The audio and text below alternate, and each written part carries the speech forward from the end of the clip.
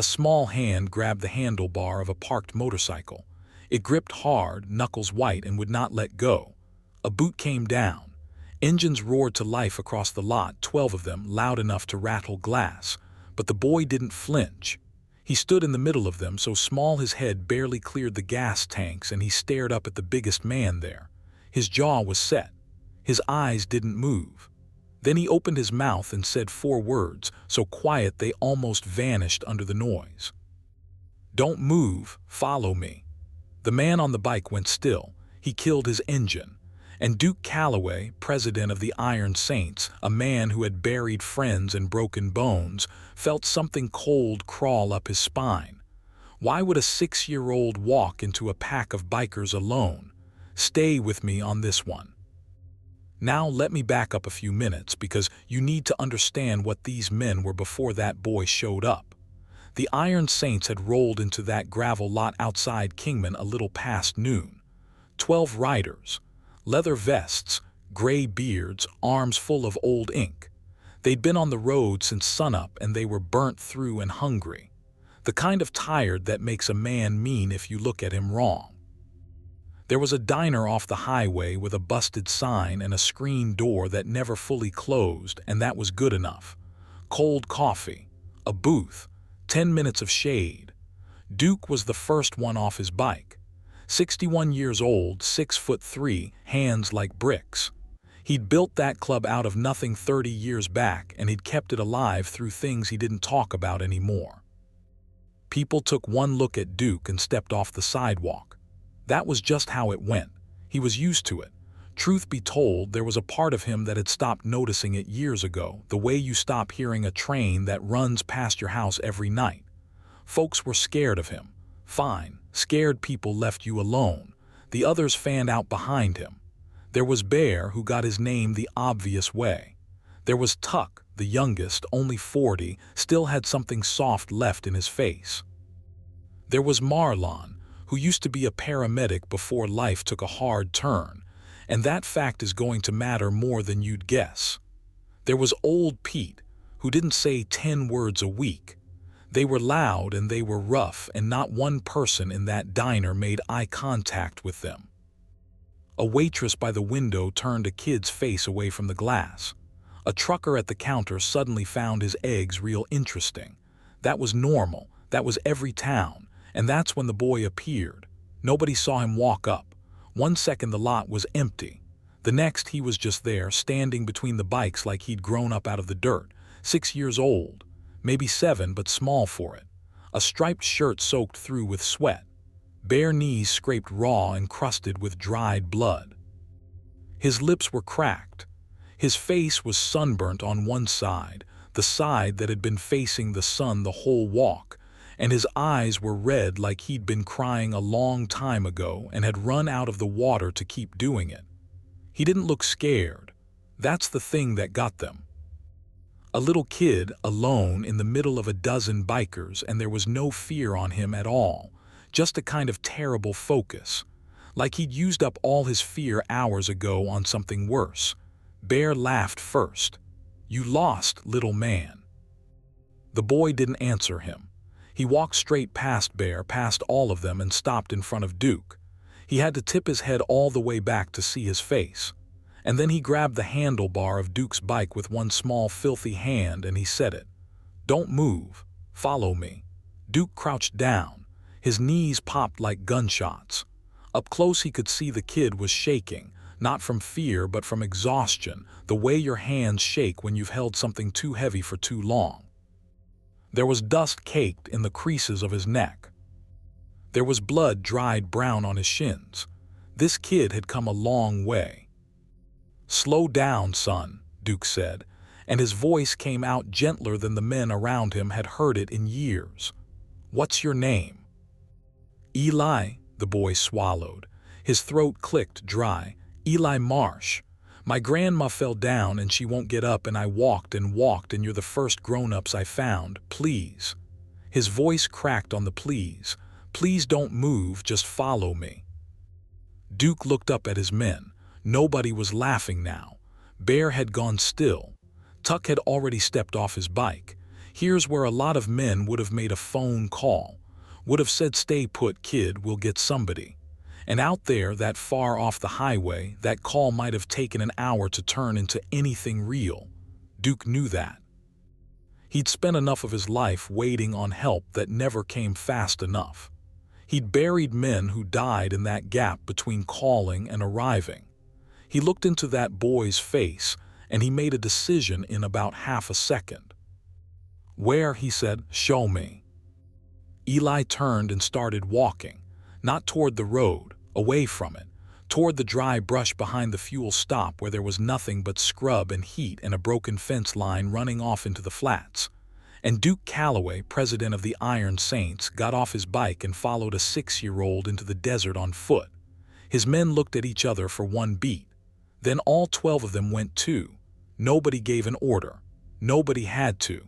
The heat out there was something else. It was past 110 and there wasn't a scrap of shade for a mile.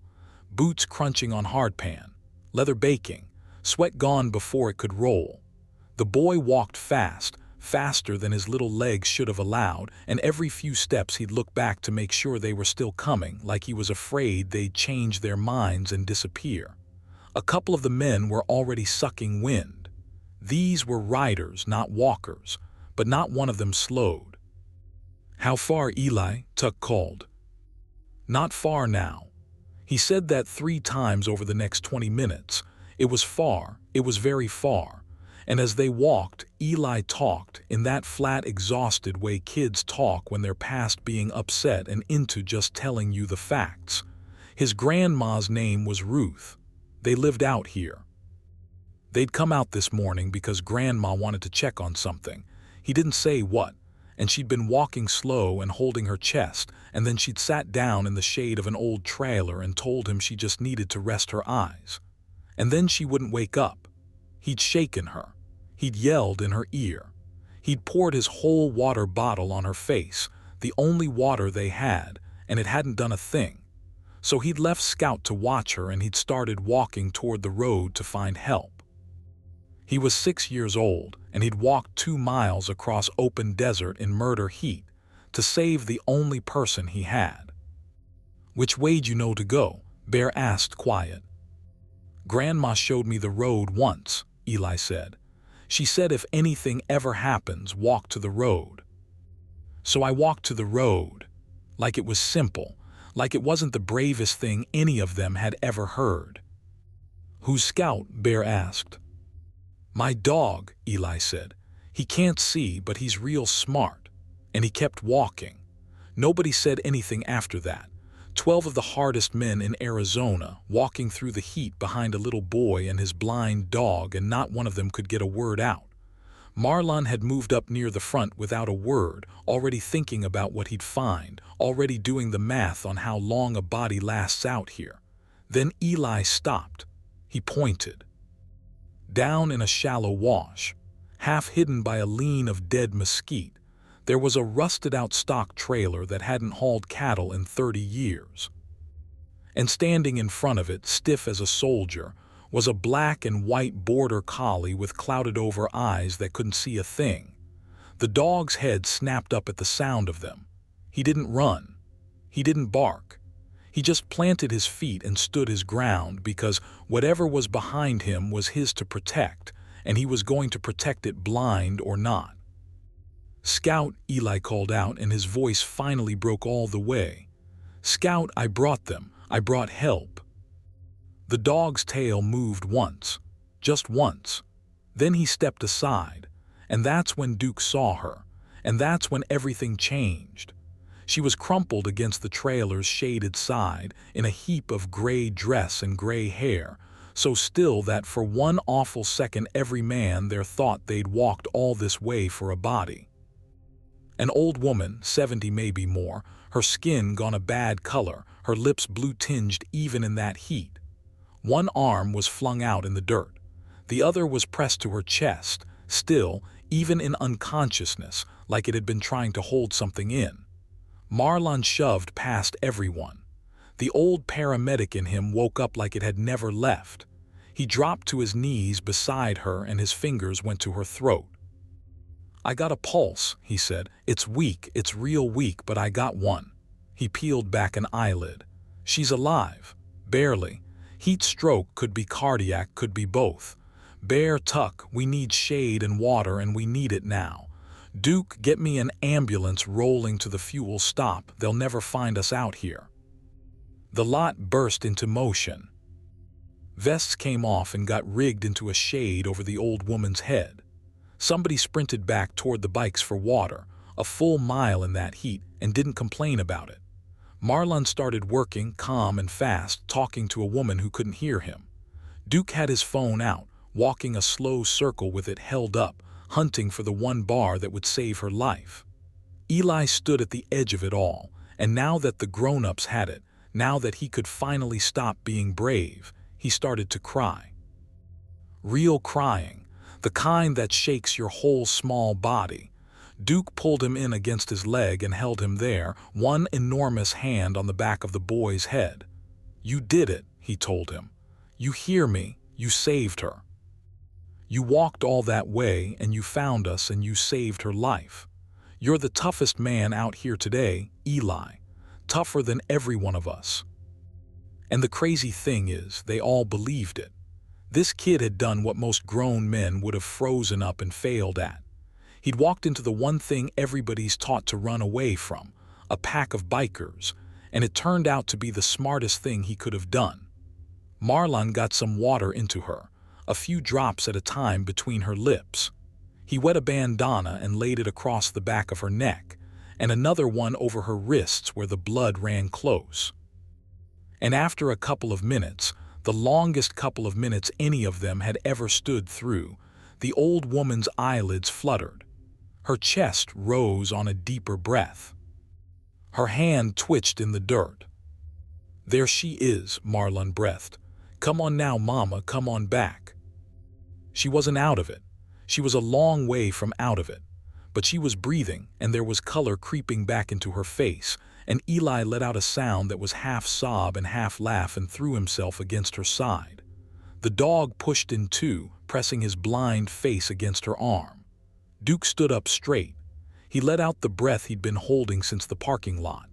Out on the highway, faint but real, they could all hear a siren starting up, coming their way.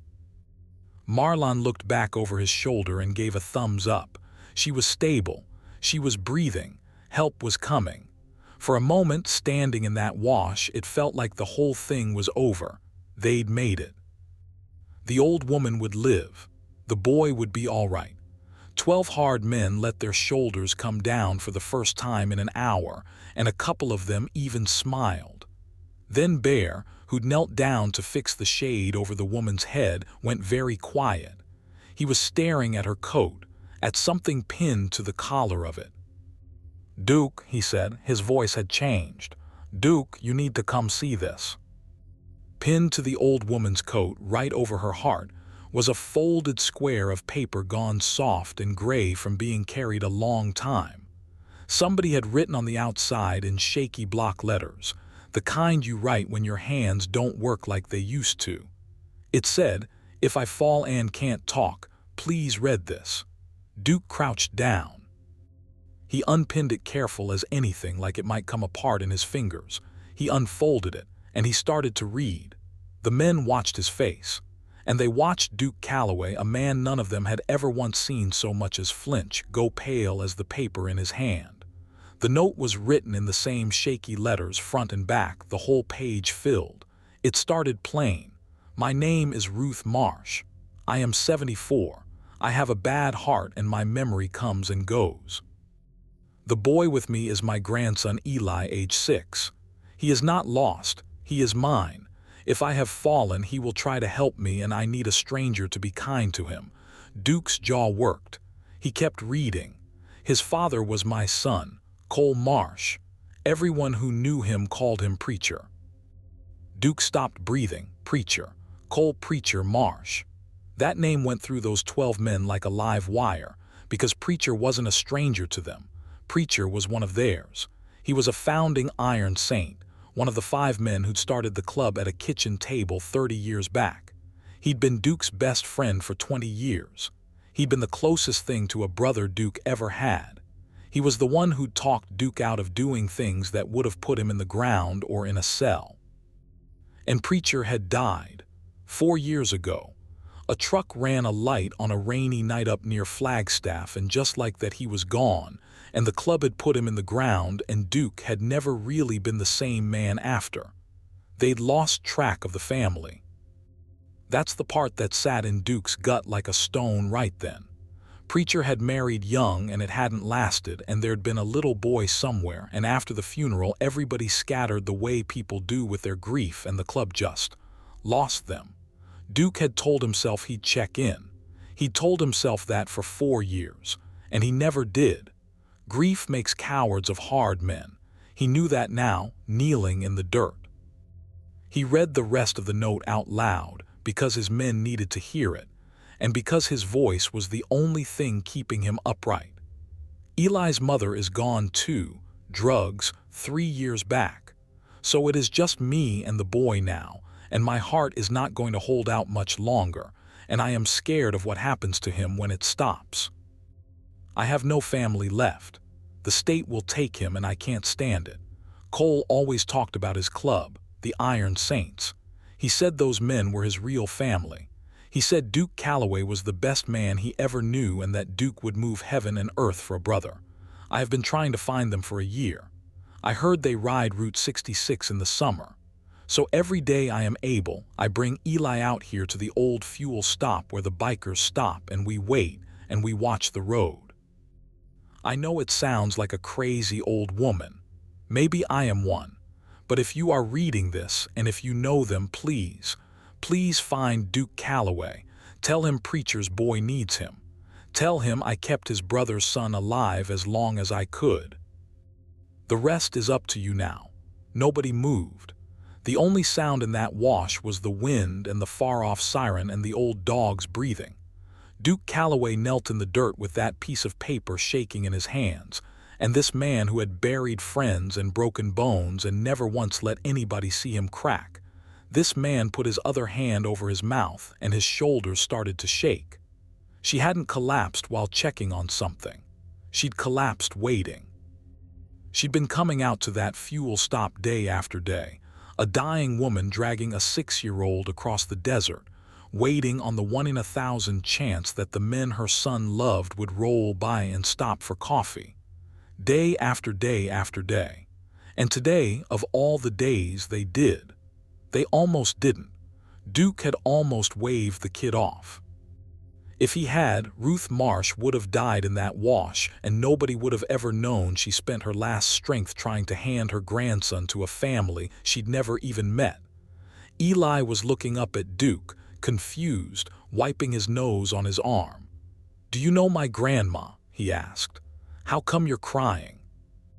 Duke looked at that boy, and for the first time he really looked, and now that he was looking he couldn't believe he'd missed it. The set of the jaw. The way the kid planted his feet and wouldn't back down from a dozen bikers. That was Preacher.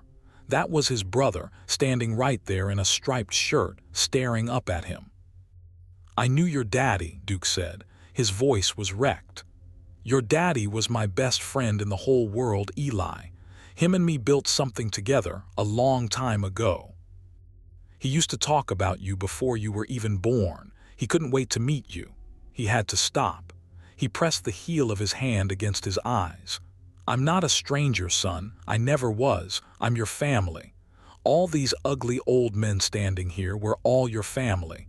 We've been your family your whole life, and we didn't know where you were.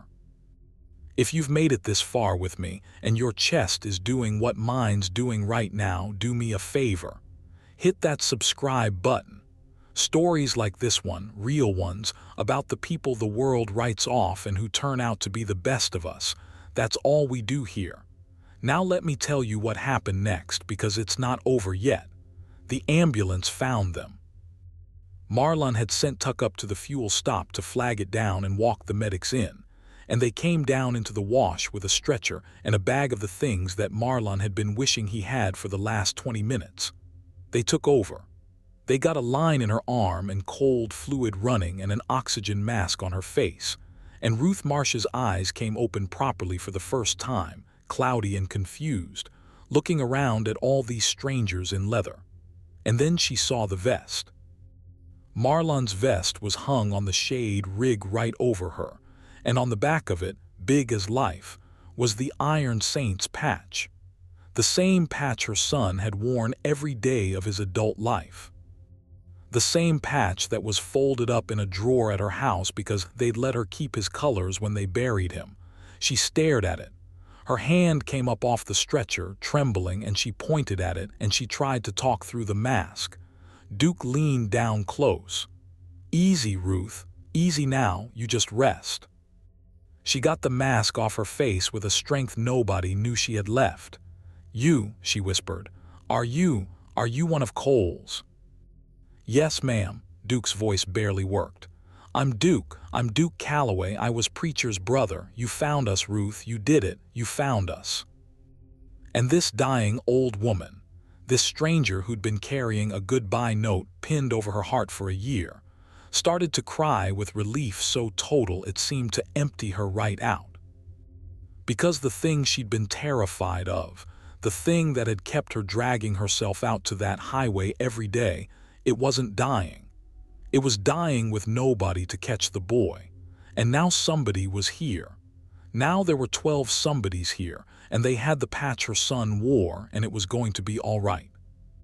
"He's a good boy," she kept saying. "He's such a good boy, please, please."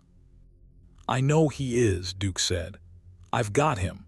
You hear me, Ruth? I've got him. He's not going anywhere but with us. You just get better, we'll do the rest.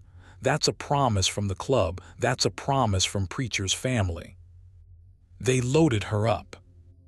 Marlon rode in the back with her because he wasn't about to let her out of his sight, and because the medics figured a man who'd triaged her in the dirt had earned it. And here's the thing you have to understand about who these men really were, underneath the leather and the noise. The whole ride to the hospital in Kingman, 11 motorcycles rode escort. They ran ahead and behind that ambulance the whole way, engines like thunder, and at every intersection 2 of them would peel off and block the cross traffic so the rig never had to slow down.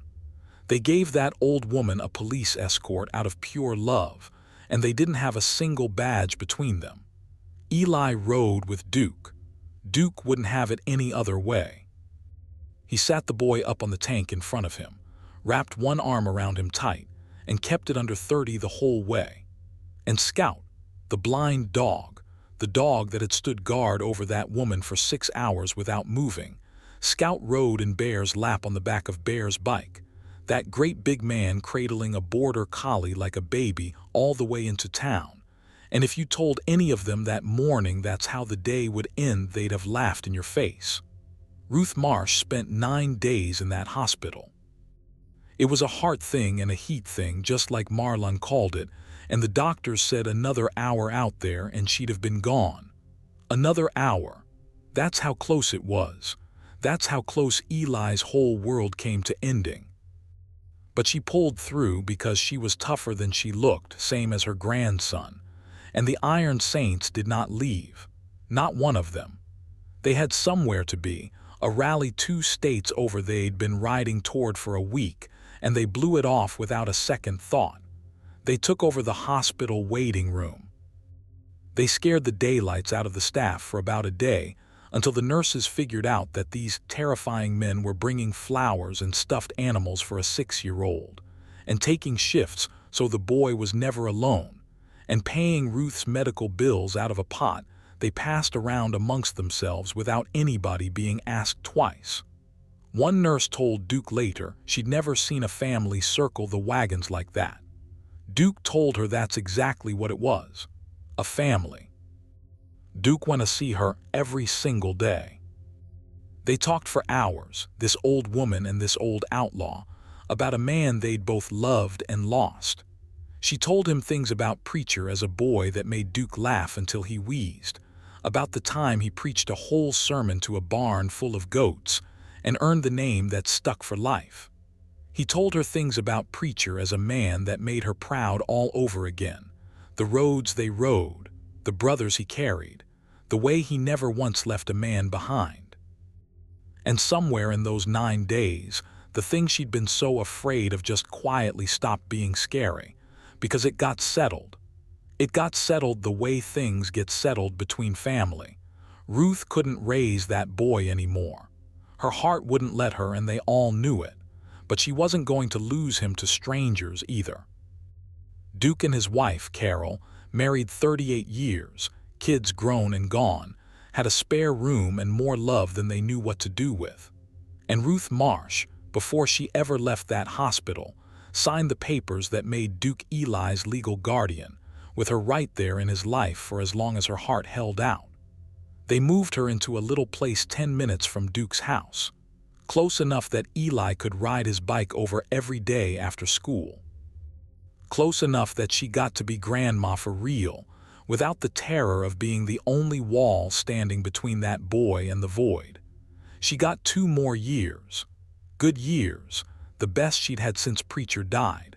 She got to watch her grandson grow up safe, surrounded by a dozen rough uncles who'd have torn the world apart for him. And when her heart finally did give out, she went in her sleep in her own bed with no note pinned to her coat because she didn't need one anymore. She already knew the boy was caught. She'd made sure of it herself, walking out to that highway day after day, refusing to quit. They buried her next to her son. The Iron Saints rode escort for that too. Eli Marsh grew up in that house. Duke and Carol raised him, and the whole club raised him, and Scout, that stubborn blind dog, slept at the foot of his bed for 6 more years until he passed too, old and gray and finally allowed to rest. Eli did well, turned out sharp and steady and kind, the way you'd hope. And every year on the anniversary of that day out in the wash, the club took him out to the old fuel stop off Route 66, and they'd stand in that same dry heat, and Duke would tell the story again. The story of the day a 6-year-old walked into a pack of the meanest-looking men in Arizona, grabbed a handlebar, and said, "Don't move, follow me." Here's what I keep coming back to. Everybody in that diner looked at those 12 men and saw something to be afraid of. Everybody stepped off the sidewalk. And the one person who walked straight up to them without a shred of fear was a little boy who needed help so badly that fear didn't matter anymore. And he was right. He picked the right men. Under all that leather and all that noise, they were exactly what his grandmother had told him they'd be. They were exactly what his father had said, his real family. Ruth spent her last strong days betting everything on a story about who those men really were, a story her son told her, that Duke Calloway would move heaven and earth for a brother. She never met Duke. She just believed it. And she was right about that too. Sometimes the toughest thing a person ever does is trust that the people the world calls dangerous will turn out to be the ones who catch you. A dying woman trusted it. A little boy trusted it. And a blind old dog stood in the sun for 6 hours trusting somebody would come. Somebody did. And not one of those hard men was ever the same again. If this story moved you, leave a comment and tell me about the person who caught you when you were falling. I read every one, and I'll see you on the next one.